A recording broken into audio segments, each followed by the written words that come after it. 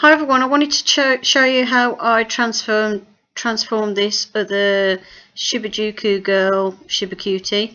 What I did was I gave her some new eyes, which are what I've made before in a previous tutorial. I'll put a link in the description box. And what I did was I took my little rotary tool and used that just to blend down the face to get rid of the mouth and the nose. I got rid of the mouth first because I don't like the mouths on these, and kind of liked how she looked quite spooky, and then decided to get rid of the nose as well to make her very alien-like. And once I'd gone over it a few times with my little rotary tool, I then used a little emery board which got a smooth bit on the other side, just to smooth the doll's face down a bit. Obviously it's not going to be perfect, but I could at least, because the plastic's quite a hard plastic on the doll's heads, I was able to use the tool to sand it down to make life a little bit easier. Then I heated up the neck hole on the doll so I could put the neck peg back in, so I could actually attach it to the body, because it's easier, I find, to paint it when it's attached to the neck. And then what I did was, once I primed it with some matte medium, I then went over the doll's head with about 4 layers of white acrylic paint. I had it quite watered down for the first couple of layers, and then went over it. The last layer was like a slightly thicker layer, just to make sure I got a nice opaque finish to it. And using my little brush, and I just repeatedly went over it, not too much so that it was starting to dry or anything, but I made sure I got like a nice smooth coating all over the head. And I also added some white paint to the neck and chest and back as well. Later on I painted the arms as well. At this point I was thinking I was going to do an outfit that got long arms, long sleeves, but I changed my mind in the end. Then the bit where it's off camera, that's where I'm waving the doll in front of my fan heater to dry the acrylic paint off, because I couldn't be bothered to get my heat gun out. And then I added another layer of paint. I did this, like I said, about 4 times, and just kept going over the areas and making sure it was as smooth as I could get it.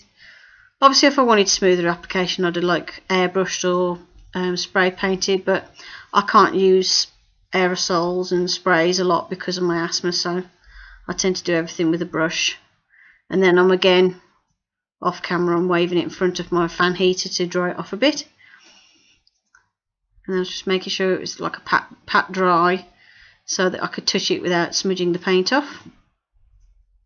Then I took some pastel and just used a brush and dusted that around the eyes. I wanted to give the eyes quite a dark sort of spooky look, so I added this sort of black smoking around the eyes. I do blend this all in. This is just the initial application of the colour, and obviously as you can see it stuck really well to the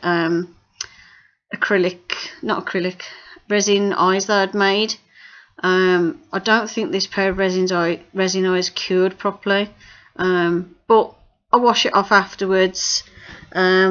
They don't go back to the exact brightness that they were, but I kind of like this sort of black sparkly look. I think it made her look a bit more alien. Then I went around the edges with the eyes with black acrylic paint just to cover up any bits of the doll head that was showing through, and then used a clean Q-tip to smudge that area in a little bit more, and then went over where I've got nice big fat black fingerprints all over the place off my black pastel, because I'd managed to get it all over my hands and then put big handprints all over the doll's head, so I had to go over it.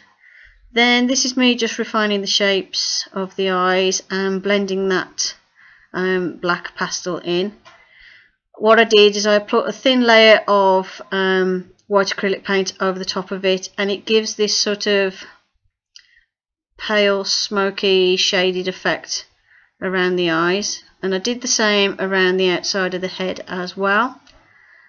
And as you can see, I'd smudged it again, so I just covered that up. A couple of layers of white paint and it covered up any smudges just fine.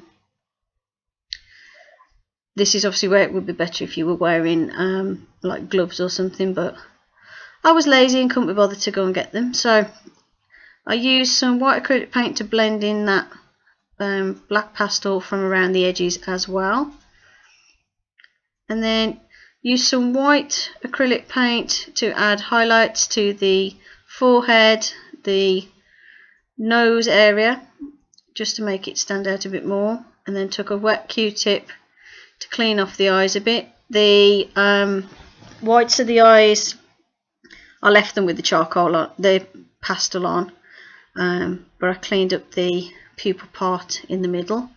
Then I took some of my wool roving that I like to use for doll hair and covered her head in that. I just glued it straight on to make her wig, and I chose black because it went really well with the white of the face. I added a few wefts of that. Luckily with these they don't take a lot of wefts, so I was able to use some black that I'd got left because I hadn't got a lot left. And then just smoothed it down and made it form into the shape I wanted. And at this point she changed from being sort of an alien idea to like a spirit or sort of spirit child type thing, or a little ghost girl. So that's the idea I stuck with and just went with that. So that's why the outfit changed. Instead of being an outfit that was going to have long sleeves, I ended up making her a pretty little girly dress. So yeah, I added that last little bit of the felting wool to cover up a hole in her head from when she had her original root and it left a hole in her head. Then the pink of the socks and shoes I painted black because that looked weird on a spirit doll with a purple dress, and I thought black would look a lot better. Again, these are like a bit rubbery as well on the legs. Primed them again with matte medium and then put a layer of black acrylic paint over the top.